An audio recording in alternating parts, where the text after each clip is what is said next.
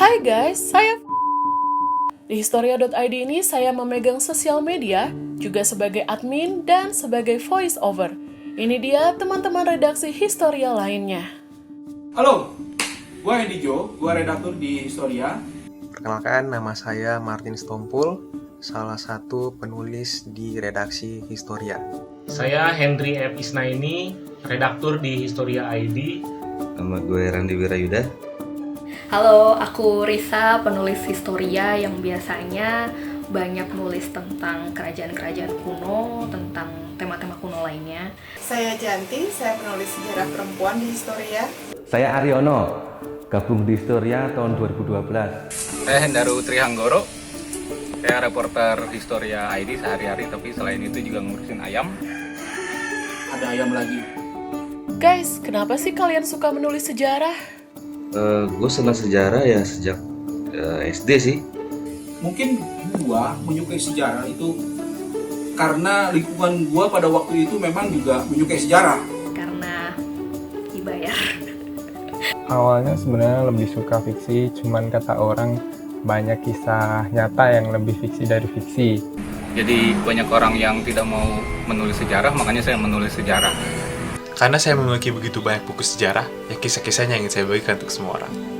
Ada tantangan apa sih selama kalian menulis sejarah?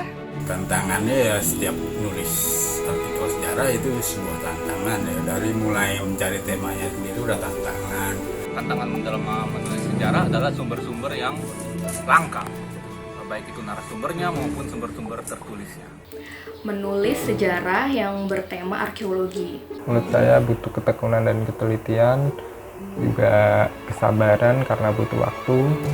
Jadi tidak semua orang bisa menulis sejarah, karena itu saya menulis sejarah. Tulisan yang paling berkesan ada nggak nih guys? Tulisan yang berkesan buat saya itu tulisan tentang Pak Tuba bin Abdurrahman, tentang kisah cinta beliau ketika menjadi tahanan politik, dan tentang buku lagu para tapol yang beliau simpan. Jadi ketika itu beliau bercerita penuh semangat dan harapan yang itu menular ke saya. Kemudian juga beliau sempat menyanyikan lagu-lagu yang beliau bikin di penjara itu pengalaman berharga sekali buat saya. Menulis sosok bernama Sugoro Atmoprasojo, orang pertama yang memperkenalkan nasionalisme Indonesia di Papua. Alasannya, ini adalah tulisan saya yang pertama di Historia, dan itu dikerjakan dalam jangka waktu 10 hari. Yang di edisi cetak pertama itu tentang sejarah perempuan. Waktu itu saya nulis tentang perjuangan yang di dapur umum dan di di Palang Merah. Yang paling asik itu waktu lagi nulis tentang kuliner. Jadi saya kebagian ngerjain tentang makanan kuno. Nggak tahu, kayak kebayang aja gitu gimana orang zaman dulu makannya gimana, makannya apa aja, rasanya kayak gimana. Judulnya Si Gundul dalam Memori. Itu tulisan tentang maskotnya tabloid bola ya. Dan ketika menelusuri sejarah perempuan, saya sering bertemu dengan narasumber yang selalu membuat saya kagum. Yang berkesan itu nulis tentang maestro seni topeng Indramayu, Mimi Rasinah. Ketika tulisan saya dikomplain oleh seorang anggota DPR, dia mengirimkan surat dan keberatannya ke Historia. Kami kemudian melakukan mekanisme keberatan, jadi memuat poin-poin keberatan dari dia. Menelusuri kisah sejarah di Historia saat mewawancarai seorang eks-tahanan politik. Dia dari partai yang di Indonesia ini terlarang. Ketika saya wawancarai, karena mungkin begitu trauma dan takutnya, dia harus sampai berbisik-bisik kepada saya menceritakan kisahnya, bahkan ketika menyebut nama partainya yang dilarang itu.